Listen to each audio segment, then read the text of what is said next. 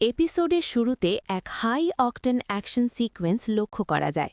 কিংশুক লাহিড়ী যখন বিচ্ছুর বুকে বন্দুক ঠেকিয়ে মারার জন্য কাউন্টডাউন শুরু করে, ঠিক তখনই সুধা এক ফিয়ার্স প্রোটেক্টরের মতো আবির্ভূত হয়। সে লাঠি দিয়ে কিংশুকের মাথায় সজোরে আঘাত করে তাকে প্রতিহত করে এবং বজ্র কণ্ঠে ওয়ার্ন করে দেয় যে তার বেঁচে থাকতে তেজের কোনো ক্ষতি করা ইম্পসিবল।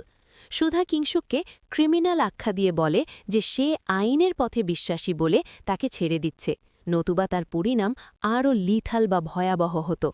কিংশুক সেখান থেকে যাওয়ার সময় হুমকি দেয় যে আসল খেলা এখনও বাকি। মিস্টার সেন এসে রক্তাক্ত কিংশুককে সেখান থেকে রেস্কিউ করে নিয়ে যান। অন্যদিকে বসু মল্লিক বাড়িতে এক গ্লুমি অ্যান্ড টেন্সড অ্যাটমসফিয়ার বিরাজ করছিল।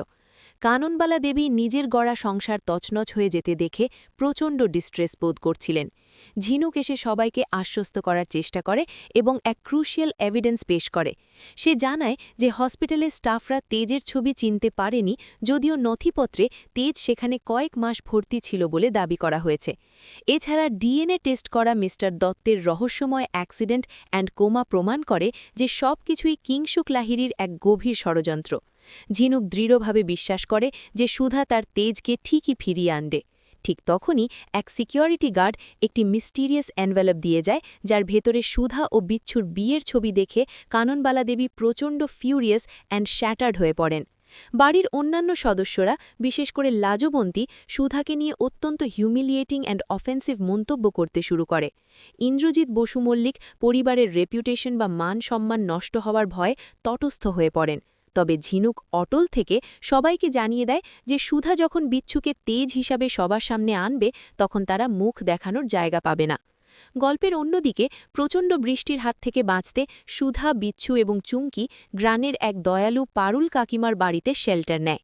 সেখানে এক ইমোশনাল কনফ্রন্টেশনে বিচ্ছু চুমকিকে তার পরিচয় গোপন করার জন্য স্বার্থপর বলে অভিযুক্ত করে। সে অত্যন্ত হার্ট ব্রোকেন হয়ে বলে যে তার পরিচয় খুঁজে পাওয়ার জন্য সে কতটা ডেসপারেট ছিল তা চুমকি জানত। সুধা তখন চুমকিকে ডিফেন্ড করে বলে যে সে কিংশুকের হাত থেকে তেজকে রক্ষা করতে এই এক্সট্রিম স্টেপ নিয়েছিল। পারুল কাকিমা তাদের শুকনো কাপড় ও খাবারের ব্যবস্থা করে দেন, যা দেখে সুধা তাকে কৃতজ্ঞতা জানায়। চুমকি আবেগপ্রবণ হয়ে বলে যে গ্রামের সবাই তাদের ভুল বুঝলেও পারুল কাকিমা তার মৃত মায়ের বন্ধু হিসাবে পাশে দাঁড়িয়েছেন। শেষ পর্যায়ে শুকনো কাপড় পরে সুধা ও বিচ্ছু একান্তে কিছু মুহূর্ত কাটায়। সুধা তার দীর্ঘদিনের লোনলিনেস অ্যান্ড পেইনের কথা শেয়ার করলেও বিচ্ছু জানায় যে তার স্মৃতি এখনও ভেগ এবং সে কিছুই মনে করতে পারছে না। সুধা পরম শান্তিতে তেজের কাঁধে মাথা রেখে শুয়ে থাকে। দূর থেকে এই হার্ট মেল্টিং রিইউনিয়ন দেখে চুমকি নিজের একতরফা ভালোবাসার বিসর্জন দিয়ে নীরবে অশ্রুপাত করে।